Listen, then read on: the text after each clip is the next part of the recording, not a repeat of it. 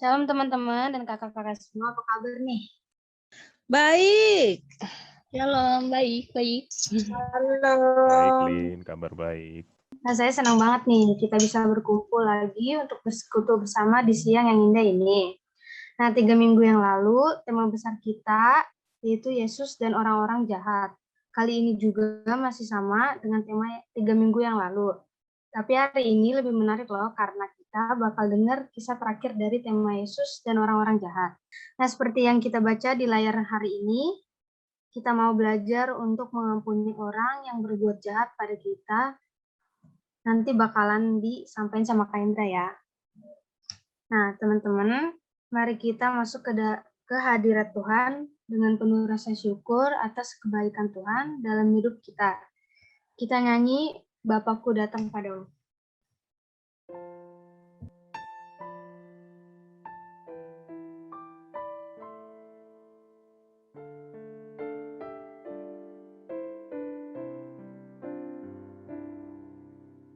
Bapakku datang padamu,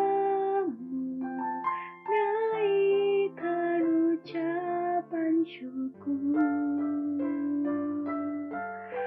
atas kasih anugerah-Mu yang indah setiap hari. Pagi hari, siang hari, sore dan malam hari, tak hentinya mengucap syukur atas kebaikan-Mu.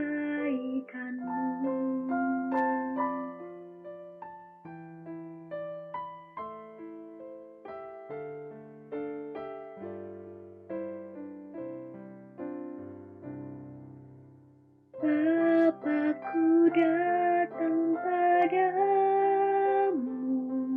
naikkan ucapan syukur atas kasih anugerah-Mu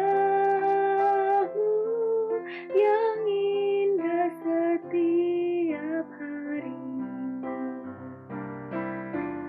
Pagi hari, siang hari, sore dan malam hari, tak hentinya mengucap syukur atas kebaikan-Mu.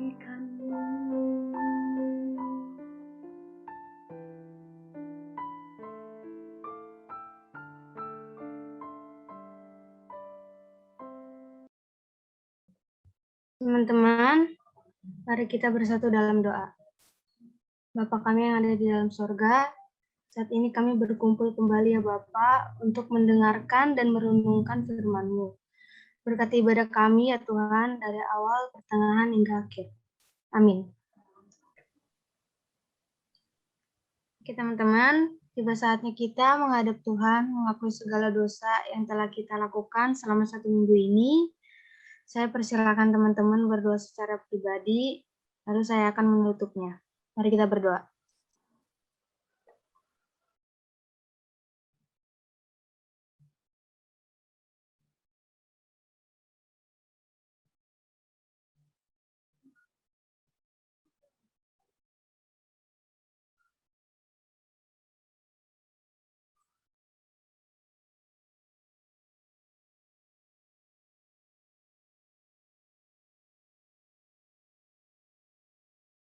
Kami tahu ya Bapa, Engkau adalah Allah yang Maha Tahu bagaimanapun kami menutupi segala dosa dan pelanggaran yang telah kami perbuat, tidak akan ada yang tersembunyi bagimu. Engkau Allah yang mengasihi kami, namun kami kerap kali tidak mengasihimu, bahkan lari dari kehadirat-Mu. Inilah doa pengakuan dosa kami ya Tuhan, kiranya Engkau mengampuni dosa kami. Amin.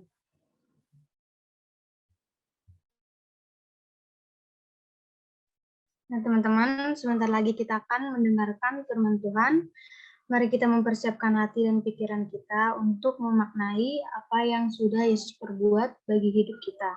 Sehingga kita rindu ingin berperilaku seperti Yesus. Dan karena itu, kita sambut firman Tuhan dengan menyanyikan lagu dari NKB 122. Ku ingin berperang aja.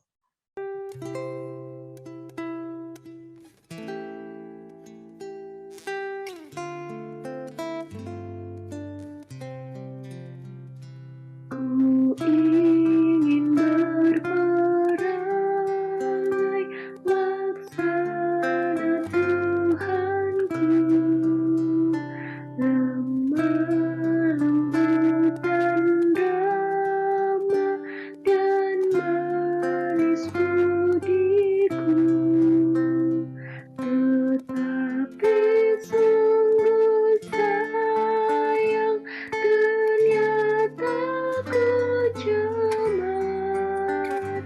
Ya Tuhan, beriku hati yang suci dan benar. Ya sungguh juru selamat, cemarlah hatiku, dan hanya Kau yang dapat menghapus dosaku, supaya kelak di sorga ku pandang wajah-Mu, dan aku jadi sama laksana diri-Mu.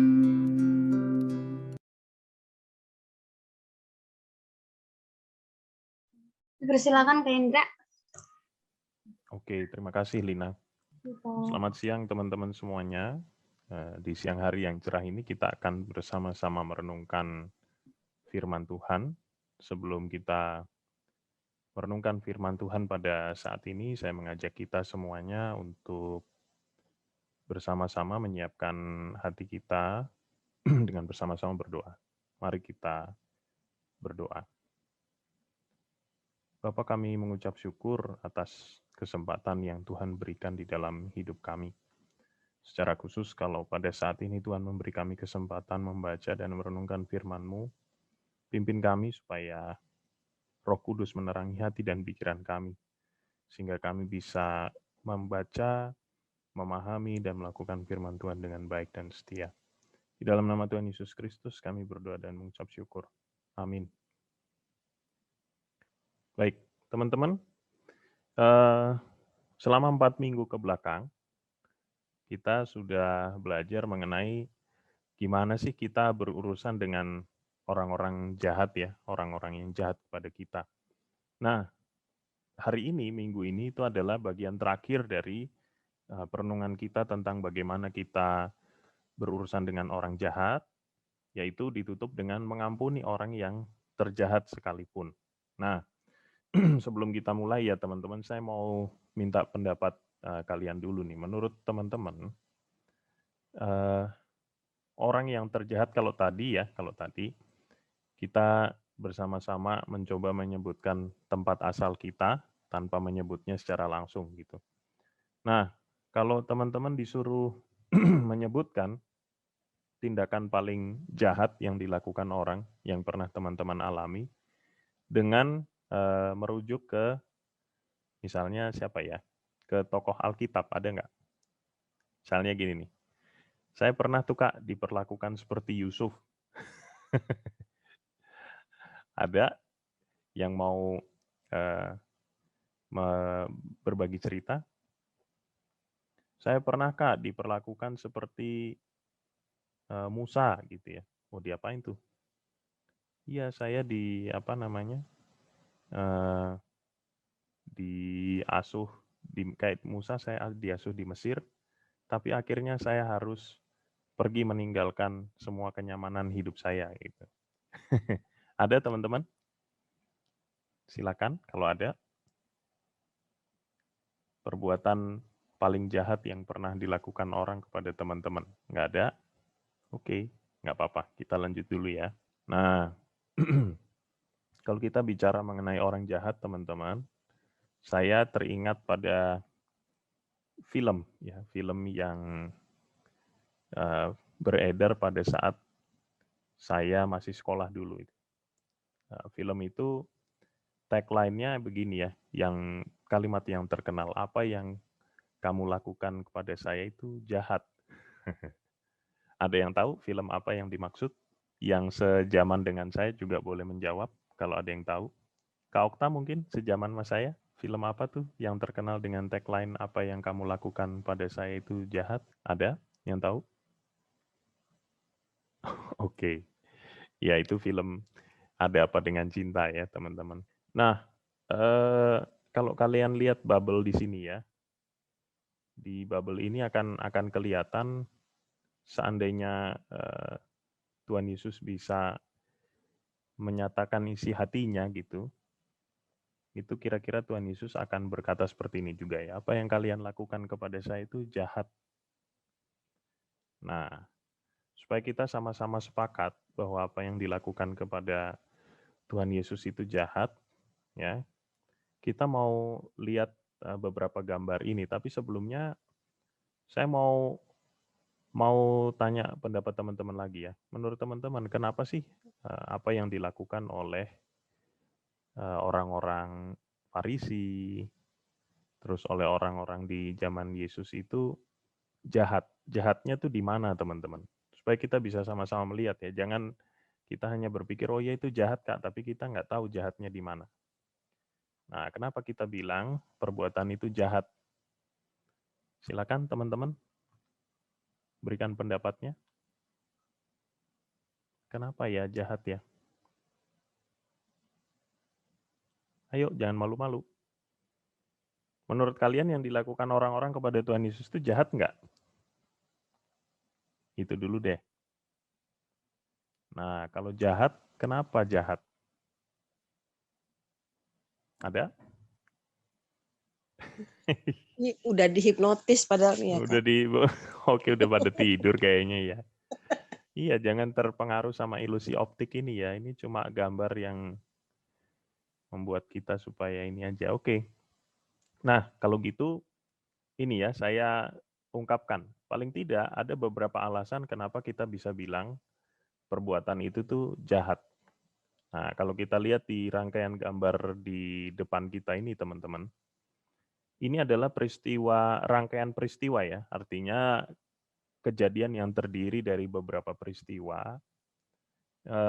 Dimulai dari kalau gambar yang paling kiri bawah itu adalah pada saat Tuhan Yesus ditangkap di Taman Getsemani ya. Teman-teman tahu bahwa sepanjang pelayanannya yang kurang lebih 3,5 tahun itu Tuhan Yesus itu kan mengajar, melakukan mujizat, menyembuhkan orang sakit. Intinya dia melakukan sesuatu untuk kebaikan orang lain lah. Banyak hal yang Tuhan Yesus lakukan gitu. Tapi justru orang-orang merencanakan supaya Tuhan Yesus ditangkap malam-malam. Ya. Nah, kalau teman-teman ingat dalam sebuah fragmen atau bagian dari cerita di Taman Getsemani ini, Petrus ketika Tuhan Yesus mau ditangkap tuh dia mengeluarkan pedangnya ya. Dia keluarkan pedangnya, dia putuskan telinga dari salah satu hamba imam besar. Nah, Tuhan Yesus mengatakan kepada Petrus supaya Petrus menyarungkan pedangnya. Kenapa? Karena Tuhan Yesus mengatakan, apakah menurutmu aku tidak bisa memanggil pasukan malaikat untuk membela aku sekarang? Nah, gitu ya. Jadi Tuhan Yesus mengatakan supaya Petrus menyarungkan pedangnya. Nah, Tuhan Yesus juga mengatakan kepada orang-orang yang mau menangkap dia itu ya, sepanjang hari kan aku ada di bait Allah, gitu, aku mengajar, tapi kok kalian nangkap saya malam-malam. Nah, gitu ya. Padahal kalau mereka mau tangkap, selalu ada kesempatan untuk nangkap ya. Kan Tuhan Yesus bukan pribadi yang tertutup, tersembunyi, dia selalu tampil gitu. Dan artinya banyak kesempatan kalau memang mereka mau menangkap dia. Tapi toh mereka nangkap Tuhan Yesus malam hari ya.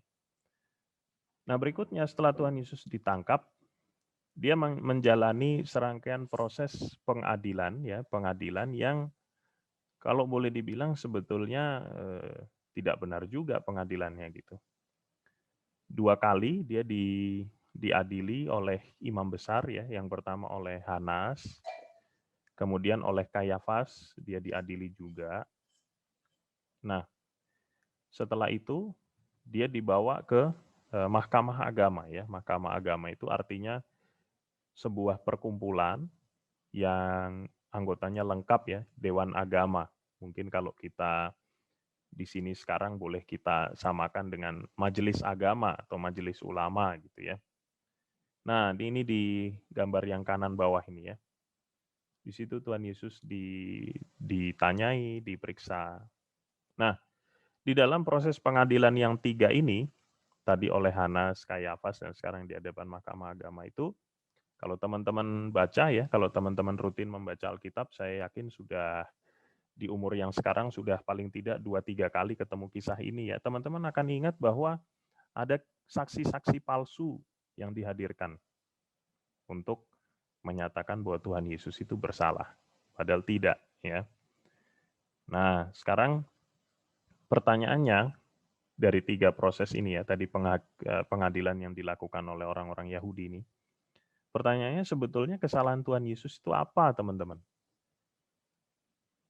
Ada yang mau berpendapat? Sekali lagi saya bertanya. Apa menurut teman-teman kesalahan Tuhan Yesus? Ini di zaman sekarang juga populer ya. Kesalahan ini terdiri dari 2 kata. Sebuah kesalahan yang dituduhkan kepada banyak orang ini sekarang ini lagi populer. 2 kata, terus biasanya dikenakan kepada sesuatu yang terkait dengan agama. Nah, apa tuh teman-teman? Tuduhan apa yang disampaikan terhadap Tuhan Yesus oleh orang-orang yang mengadilinya ini, Mahkamah Agama, Hanas, dan Kayafas? Ada yang tahu? Ya, tuduhannya adalah tuduhan penistaan agama, ya, karena Tuhan Yesus dianggap menyamakan dirinya dengan Allah. Ya, memang klaim Tuhan Yesus itu benar ya, bahwa dia adalah firman Allah yang menjadi manusia. Jadi memang klaimnya betul. Tapi oleh orang-orang Yahudi pada saat itu dianggap menghujat atau menista agama Yahudi. Nah, karena itu kemudian Tuhan Yesus maksudnya dibawa kepada Mahkamah Agama. Nah, sekalipun demikian teman-teman, meskipun Mahkamah Agama itu mengadili Tuhan Yesus ya, yang berhak menjatuhkan hukuman itu siapa? Ya tentu pemerintah Romawi ya, karena pada waktu itu bangsa Israel sedang diduduki oleh pemerintah Romawi atau dijajah oleh bangsa Romawi.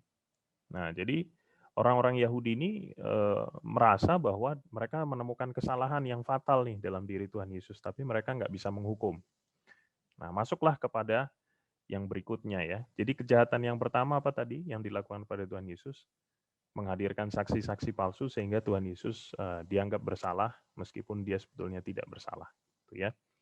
Yang kedua, dia kemudian dibawa kepada siapa? Kepada Pilatus ya teman-teman. Nah, dibawa kepada Pilatus, Pilatus merasa bahwa wah ini mah bukan urusan saya ya. Bawa aja ke Herodes tuh. Herodes adalah raja di wilayah Yudea pada saat itu. Bawa ke Herodes. Oke, dibawa. Ini raja kecil ya teman-teman ya, raja boneka, raja sebutannya raja tapi sebetulnya dia bukan raja gitu. Nah, dia bawa ke Herodes. Sama Herodes ditanya juga kan. Ditanyain macam-macam. Tapi akhirnya dia tidak menemukan kesalahan apapun karena Tuhan Yesus diam saja ya terhadap semua tuduhan yang dikatakan tuh dia diam saja. Lalu Herodes bilang, udah bawa lagi ke Pilatus. Dibawa lagi ke Pilatus. Nah, kemudian terjadilah kisah yang terkenal itu di mana Pilatus cuci tangan, ya meskipun dia tidak menemukan kesalahan apapun. Pilatus bilang sendiri loh teman-teman kepada orang-orang yang membawa Tuhan Yesus ke situ. Pilatus mengatakan, aku nggak ketemu kesalahan apa-apa dalam diri orang ini. Tapi toh mereka tetap berteriak supaya Tuhan Yesus disalibkan, ya. Dan Pilatus sebagai orang yang punya kuasa untuk membebaskan Yesus, malah dia cuci tangan, ya. Cuci tangan artinya melepaskan diri dari tanggung jawab. Dia bilang, wah saya nggak mau ikut-ikutan nih. Gitu. Jadi dari 6 peristiwa ini teman-teman ya, bisa kita lihat bahwa apa yang diterima oleh Tuhan Yesus itu adalah sebuah perlakuan yang benar-benar jahat. Ya. Paling tidak, yang pertama itu ada kejahatan secara mental ya. Karena teman-teman bayangkan bahwa Tuhan Yesus dibawa kepada mahkamah agama, ya, ditanya pertanyaan macam-macam, dihadirkan saksi palsu. Kalau sekarang kira-kira mungkin mirip seperti orang dibully gitu ya. Nah itu kejahatan secara psikis, secara mental. Nah lalu ada juga teman-teman, Tuhan Yesus ini dibunuh karakternya gitu ya. Dibunuh karakternya itu artinya orang yang sebetulnya baik dibuat sedemikian rupa supaya kelihatan jahat sehingga orang tidak percaya lagi sama dia. Nah, itu namanya pembunuhan karakter. Dan itu dilakukan oleh orang-orang Yahudi ini pada Tuhan Yesus. Nanti kita akan lihat kejahatan yang ketiga berakhir dengan kejahatan fisik. Ya. Pada akhirnya Tuhan Yesus disalibkan sampai mati di Golgota. Oke, kita lanjut. Nah, sekarang kita akan membaca bagian Alkitab ini. Saya minta tolong kepada Sarah untuk baca ayat yang ke-27 dan 28. Nanti Lina boleh tolong bacakan dari ayat 29 sampai dengan 33, dan terakhir Jonathan boleh baca ayat yang ke-34 ya. Silakan. Sejumlah besar orang Ya. mengikuti dia, di antaranya banyak perempuan yang menangis dan meratapi dia. Yesus berpaling kepada mereka dan berkata, "Hai putri-putri Yerusalem, janganlah kamu menangisi aku, melainkan tangisilah dirimu sendiri dan anak-anakmu." Oke, stop dulu ya sebelum kita sambung ke Lina. Jadi teman-teman, ini kejadiannya adalah pada saat Tuhan Yesus sudah harus memanggul salib ya ke Golgota. Nah, kemudian sejumlah besar orang mengikuti dia, mengikuti Tuhan Yesus ya menuju ke Bukit Golgota. Di antaranya itu ada sejumlah perempuan, ya ada sejumlah mama-mama menangisi dan meratapi dia, gitu. Nah, terus Tuhan Yesus bilang apa di situ? Hai putri-putri Yerusalem, janganlah kamu menangisi aku, melainkan tangisilah dirimu sendiri dan anak-anakmu. Kenapa begitu teman-teman? Karena Tuhan Yesus akan baik-baik aja. Iya, dia memang akan mati, tapi setelah itu dia akan bangkit dan semua akan baik-baik aja. Justru yang perlu mereka tangisi itu adalah diri mereka sendiri dan anak-anak mereka, artinya keturunan mereka. Ya, karena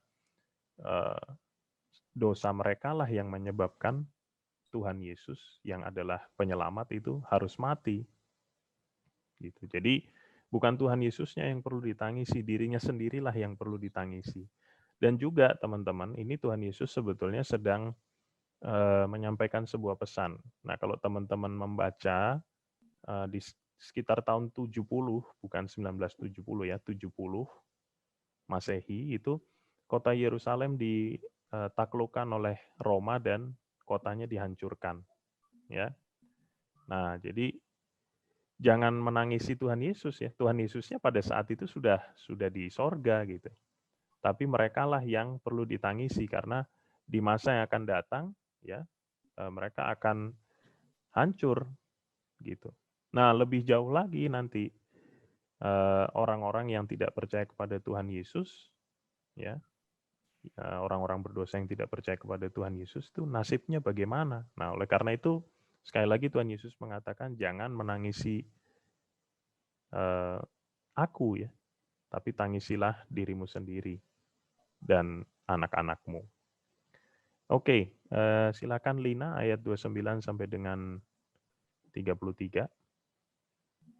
Sebab lihat, akan tiba masanya orang berkata, berbahagialah perempuan mandul dan yang rahimnya tidak pernah melahirkan, dan yang susunya tidak pernah menyusui, maka orang akan mulai berkata kepada gunung-gunung, runtuhlah menimpa kami, dan kepada bukit-bukit timbunilah kami. Sebab jikalau orang berbuat demikian dengan kayu hidup, apakah yang akan terjadi dengan kayu kering?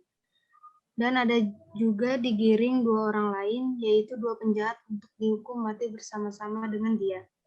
Ketika mereka sampai di tempat yang bernama Tengkorak, mereka menyalibkan Yesus di situ dan juga kedua orang penjahat itu, yang seorang di sebelah kanannya dan yang lain di sebelah kirinya. Oke, makasih Lina. Stop dulu ya. Nah, teman-teman, lihat ya, di sini Tuhan Yesus menjelaskan. Sebab lihat, akan tiba masanya orang berkata, berbahagialah perempuan mandul dan yang rahimnya tidak pernah melahirkan, dan yang susunya tidak pernah menyusui. Maka orang akan mulai berkata kepada gunung-gunung, runtuhlah menimpa kami, dan kepada bukit-bukit timbunilah kami. Nah itu teman-teman menggambarkan sebuah kesulitan besar yang akan mereka alami, yang akan dialami oleh bangsa Israel, ya. Sehingga saking nggak enaknya keadaan itu, lebih enak tuh ditimpa gunung-gunung, ibaratnya gitu ya. Nah, pernahkah teman-teman merasakan seperti itu? Wah, ini aduh daripada kayak gini mendingan aku mendingan aku mati aja misalnya gitu ya.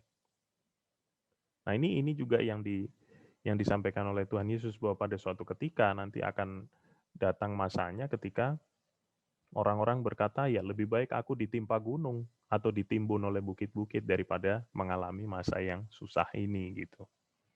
Nah, lalu sebab jikalau orang berbuat demikian dengan kayu hidup, bagaimana dengan kayu kering gitu kan ya? Jadi kayu hidup yang dimaksud adalah Tuhan Yesus di situ. Kalau orang-orang bisa berbuat seperti itu kepada Tuhan Yesus, yang adalah Mesias gitu. Apa yang akan terjadi dengan orang-orang berdosa? Apa yang akan terjadi dengan remahan rengginang di kaleng kerupuk seperti kita ini gitu ya.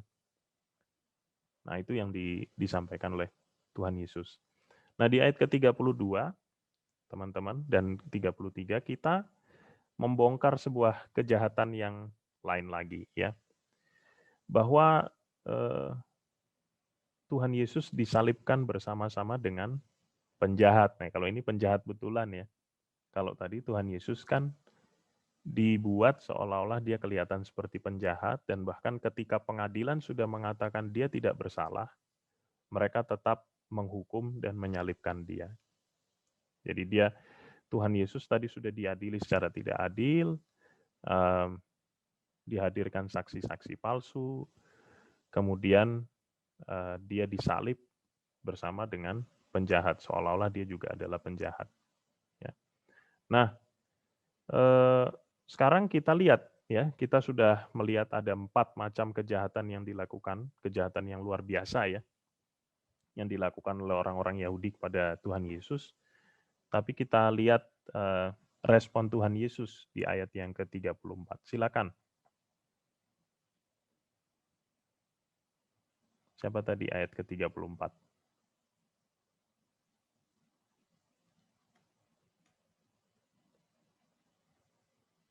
Halo? Jonathan bukan tadi? Iya, Jonathan ya. Ayat 34, Jo. Ya. Yesus berkata, ya Bapa ampunilah mereka, sebab mereka tidak tahu apa yang mereka perbuat. Dan mereka membuang undi untuk membagi pakaian. Oke, ya. Respon Tuhan Yesus seperti itu. Nah, sekarang kita lihat ya, ini kita coba rangkum dulu lagi. Pertanyaannya gini ya, kurang jahat apa coba? Ditangkap di malam hari ya, tadi di Taman Getsemani, kayak penjahat gitu. Kemudian diadili secara diam-diam.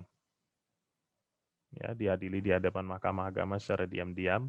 Ada saksi-saksi palsu di dalamnya, itu namanya kan mengolok-olok peradilan ya. Ini Andre yang mau jadi ASN, bukan ASN ya, yang mau jadi aparatur negara nih. Kamu jangan begini Andre ya.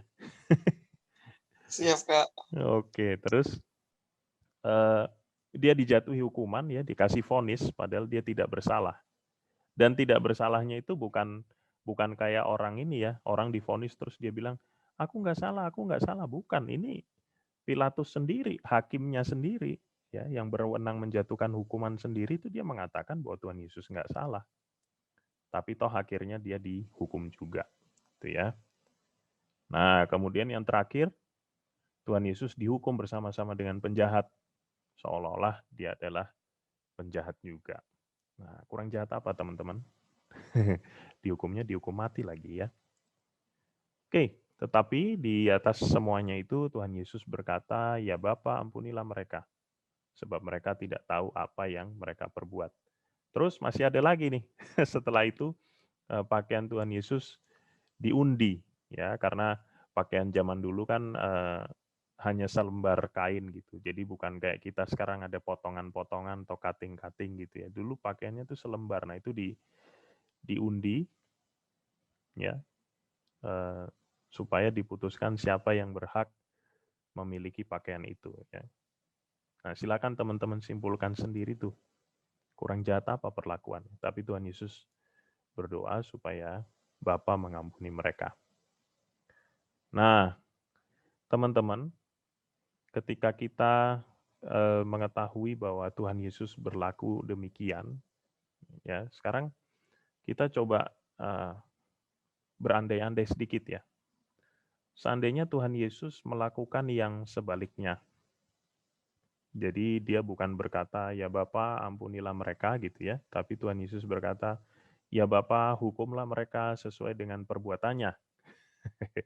Gitu. Kalau tadi kan Tuhan Yesus berkata, ya Bapa ampunilah mereka sebab mereka tidak tahu apa yang mereka perbuat. Ya memang mereka nggak tahu apa yang mereka perbuat, mereka nggak sadar yang disalibkan itu siapa. Gitu. Allah datang ke dunia menjadi manusia untuk melawat ya, mengunjungi umatnya, malah disalibkan gitu. Nah, sekarang kalau seandainya Tuhan Yesus berkata, Bapa hukumlah mereka sesuai dengan perbuatannya. Nah, kira-kira apa yang akan terjadi gitu ya. Ya tentu cerita Alkitab hari ini bunyinya menjadi lain ya. Kemudian berkatalah Yesus, ya Bapa hukumlah mereka sesuai dengan perbuatannya. Nah, udah habis. Mungkin tidak akan ada gereja sampai dengan hari ini ya, teman-teman. Tetapi Tuhan Yesus, meskipun dia bisa berbuat yang sebaliknya, pada waktu ini Tuhan Yesus bukan nggak punya pilihan ya. Bukan karena dia udah disalib terus udah nggak bisa ngapa-ngapain, ya udahlah ampuni aja gitu. Bukan. Tuhan Yesus sangat bisa kalau dia mau, dia turun dari salib, kemudian dia menghabisi semua orang yang berbuat jahat kepadanya. Sangat bisa. Karena Yesus adalah, sekali lagi, firman Allah yang menjadi manusia ya. Tetapi Tuhan Yesus justru berkata, ampunilah mereka karena mereka tidak tahu apa yang mereka perbuat. Nah, teman-teman bisa lihat sendiri ya, bagaimana akhirnya Tuhan Yesus memberikan contoh. Sehingga orang-orang seperti kita nih, seperti saya, seperti Kak Esther, Kak Duma, Jonathan, Kak Okta, Lina, Sarah, Kak Dewi, yang bukan siapa-siapa lah gitu ya.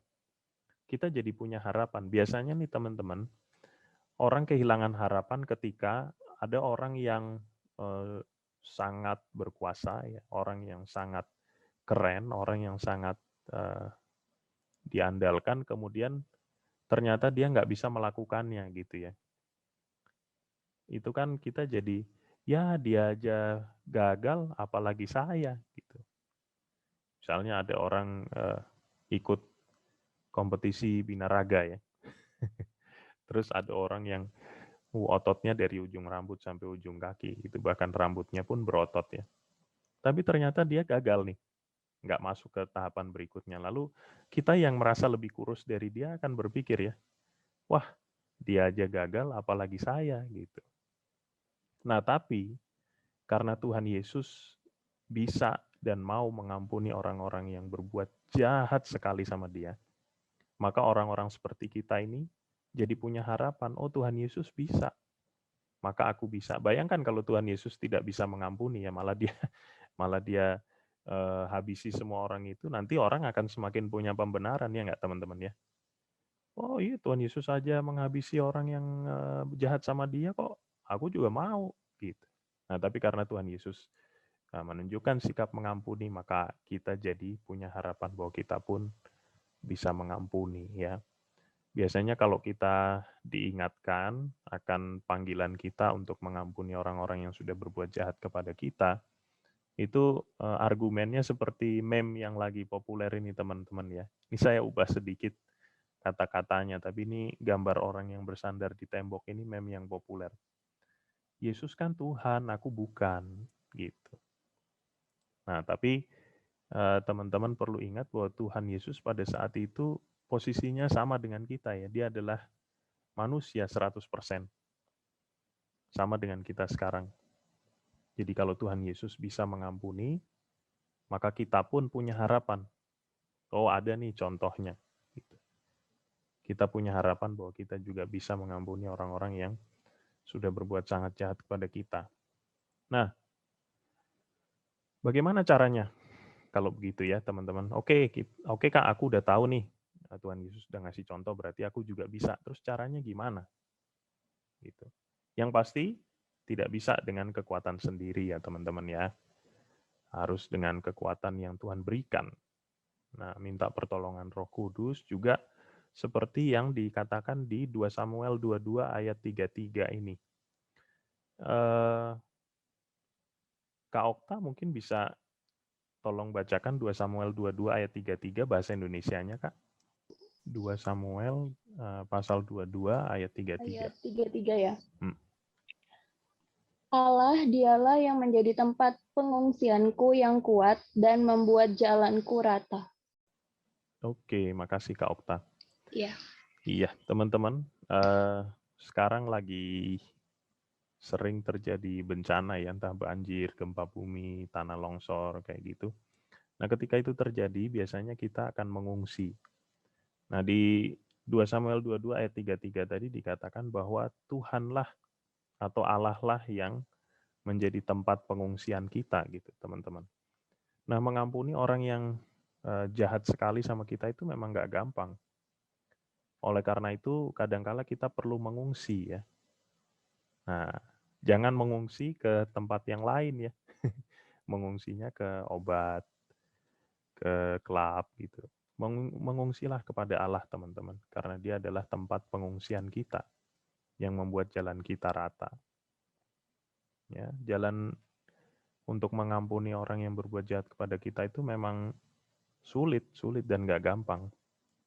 Tapi Tuhanlah, bersama-sama dengan Tuhan kita akan bisa karena dialah yang membuat jalan yang berkelok-kelok, berbatu-batu itu menjadi rata.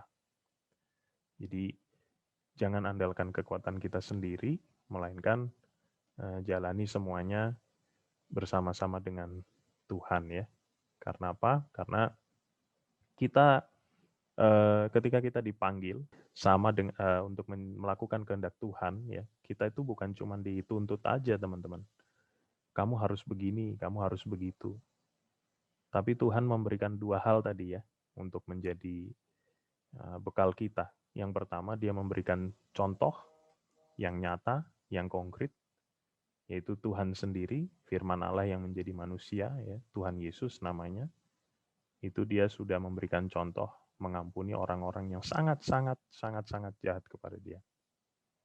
Terus Tuhan selalu menyediakan diri, ya, kita selalu bisa datang kepada Tuhan untuk mencurahkan isi hati kita. Ketika jalan kita untuk mengampuni itu tidak mudah, kita tidak dibiarkan sendiri, kita bisa mengadu pada Tuhan ya. Manfaatkan itu teman-teman. Nah, sekarang untuk mengakhiri renungan pada saat ini, saya akan share sebuah video. Nah, nanti di akhir saya akan sampaikan apa yang menjadi benang merah dari video ini terhadap renungan kita, tapi sebelumnya nanti saya minta tolong supaya teman-teman memberikan tanggapan dulu ya. Nah, Francine ya, di video ini teman-teman. I'm Francine Morgan. I am from...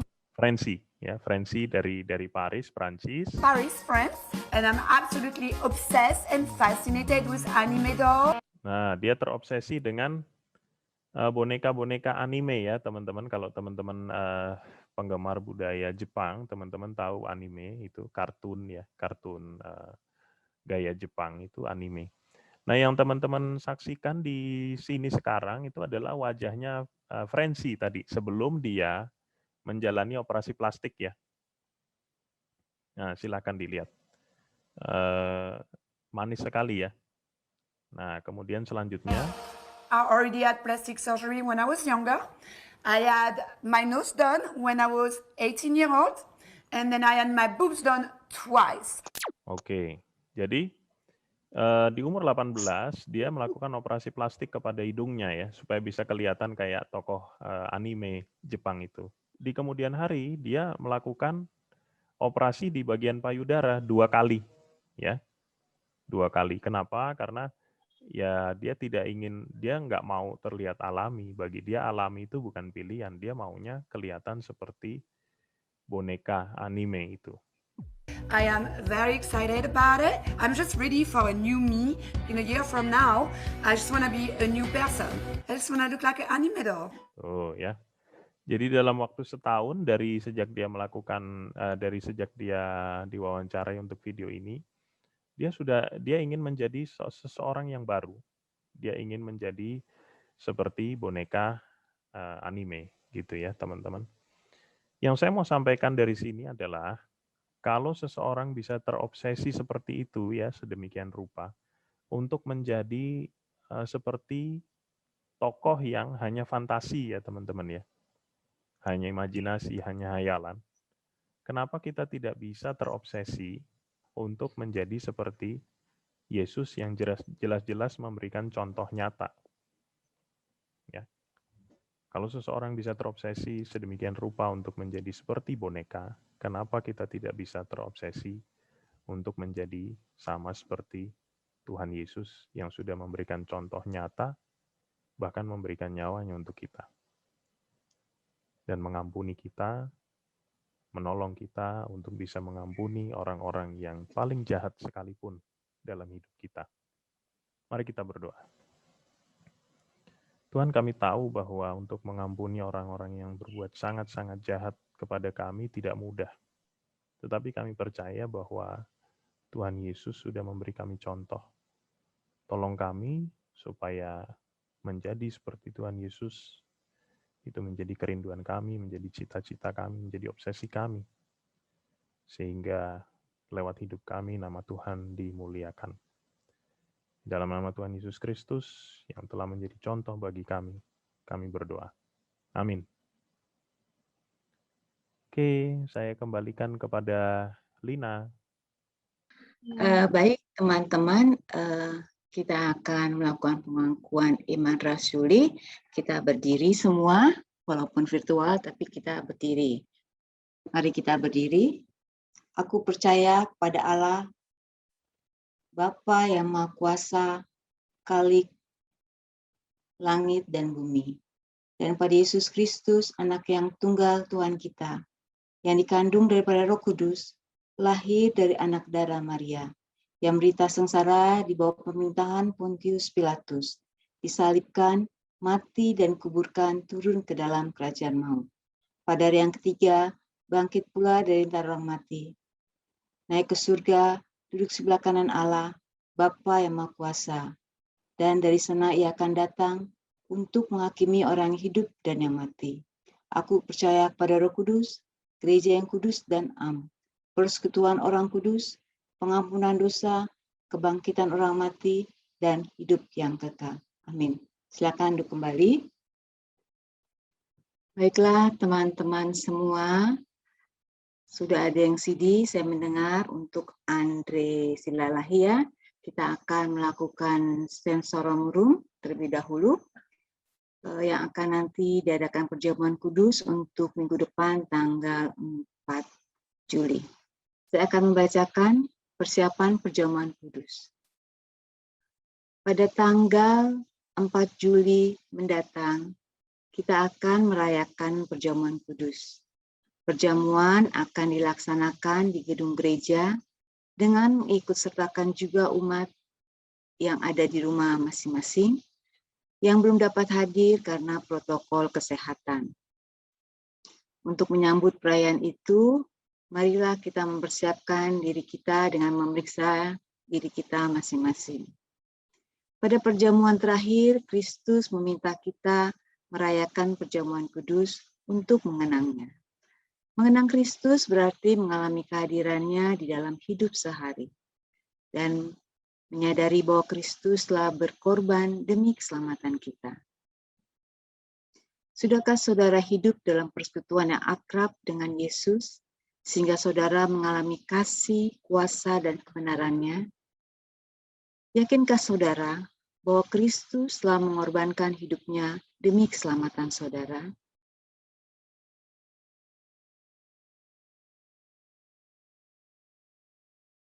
Pada perjamuan terakhir, Kristus memecah roti dan mengangkat cawan, lalu membagikan pada murid-muridnya. Ketika menerima roti dan air anggur, simbol tubuh dan darah Yesus, kita dipersatukan dengan Kristus. Yesus menjadi kepala, sedang kita adalah tubuhnya. Sudahkah saudara menjadikan Yesus sebagai kepala, pemimpin saudara dalam hidup pribadi, berkeluarga, bergereja, dan bermasyarakat? Sudahkah saudara hidup dalam kasih dengan saudara seiman, yang adalah sesama anggota tubuh Kristus?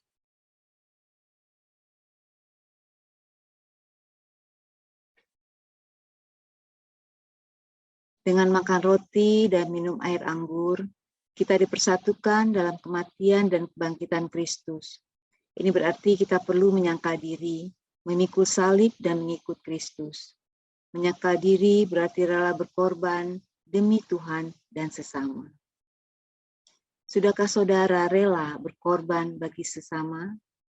Sudahkah kehidupan saudara menjadi berkat bagi sesama? Peduli pada sesama, berani menyuarakan kebenaran dan keadilan, serta berjuang menciptakan damai sejahtera. Kiranya Roh Kudus menolong kita dalam mempersiapkan diri merayakan perjamuan kudus mendatang tanggal 4 Juli 2021. Terima kasih. Silakan dilanjutkan. Teman-teman, kini saatnya kita bersyukur kepada Tuhan atas anugerah dan cinta kasih-Nya kepada kita. Semua, mari kita bawa persembahan dengan berlandaskan Roma 12 ayat 1. Karena itu, saudara-saudara, demi kemurahan Allah, aku menasihatkan kamu supaya kamu mempersembahkan tubuhmu sebagai persembahan yang hidup, yang kudus, dan yang berkenan kepada Allah. Itu adalah ibadahmu yang sejati. Teman-teman, persembahan dapat dikumpulkan melalui orang tua dan dikumpulkan untuk dapat dibawa saat beribadah di gedung gereja. Dengan rasa syukur, mari kita nyanyikan KJ 363, Bagi Yesus Kuserahkan.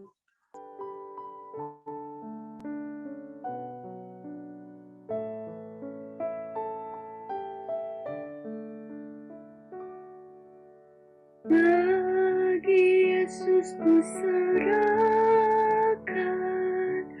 hidupku seluruhnya, hati dan perbuatanku pun waktuku miliknya. Bagi Yesus semuanya pun waktuku miliknya.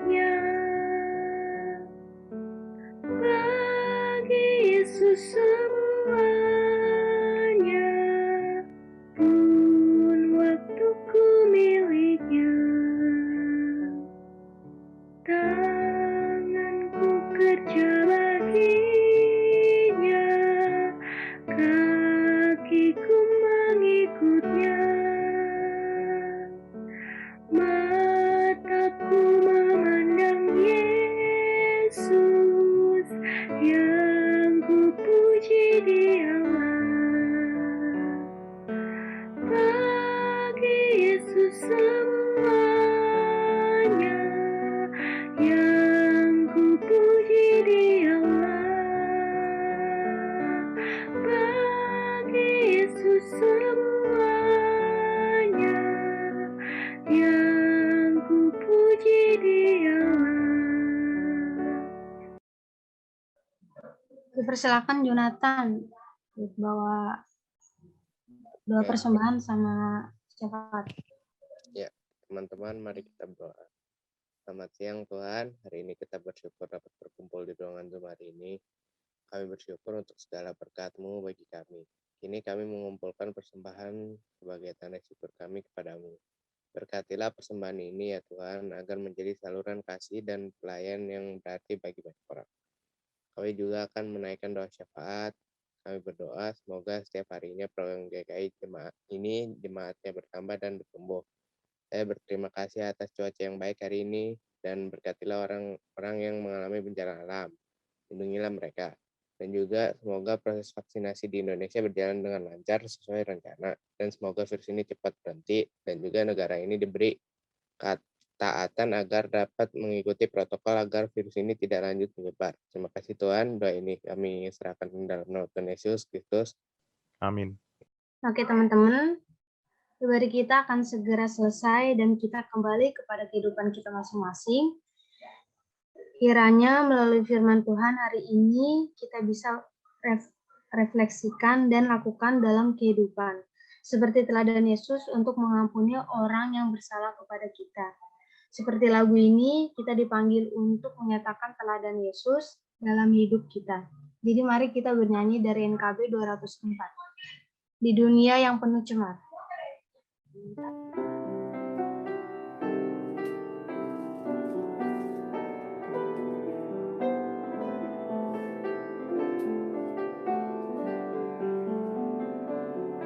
Di dunia yang penuh cemar antara sesamamu,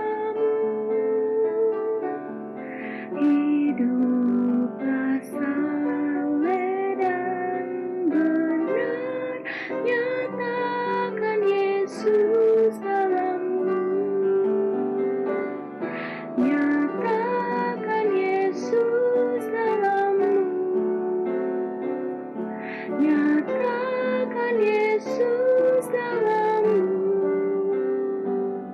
sampaikan firman dengan hati teguh, nyatakan Yesus dalammu, hidupmu kitab terbuka, dibaca sesamamu. Apakah tiap pembacanya melihat Yesus dalammu, nyatakan Yesus dalammu, nyatakan Yesus dalammu, sampaikan firman dengan hati teguh, nyatakan Yesus dalammu, hiduplah kini baginya, berjiwa tetap teguh, bimbinglah orang tercela, melihat Yesus dalammu, nyatakan Yesus dalammu, nyatakan Yesus dalammu, sampaikan firman dengan hati teguh, nyatakan Yesus dalammu.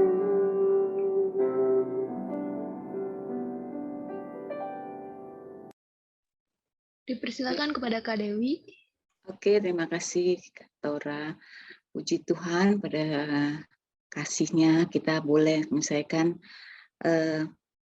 kebaktian kita pada hari ini.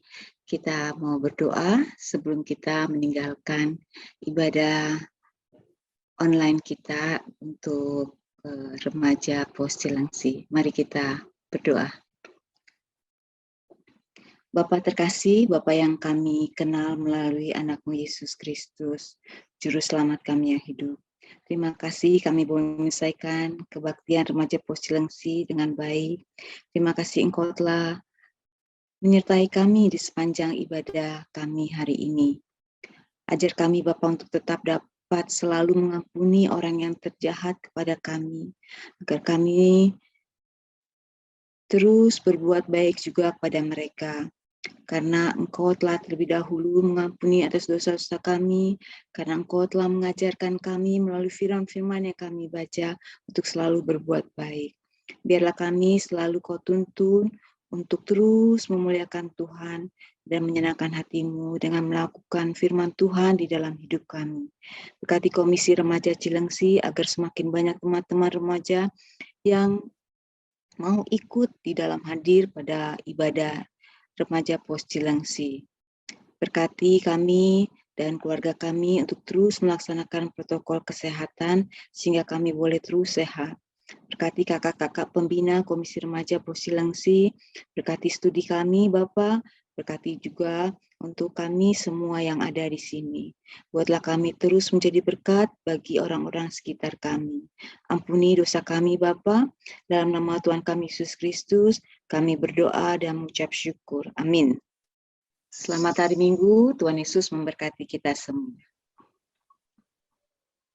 Selamat hari Minggu. Selamat hari Minggu, teman-teman. Selamat hari Minggu. Selamat hari Minggu. Sebelum kita benar-benar meninggalkan tempat ini, kita kasih ucapan selamat ulang tahun dulu buat Ginda ya. Sayang dia nggak datang hari ini. Selamat ulang tahun Ginda. Semoga harapanmu tercapai semuanya ya. Happy birthday. Happy birthday Ginda. Tuhan memberkati.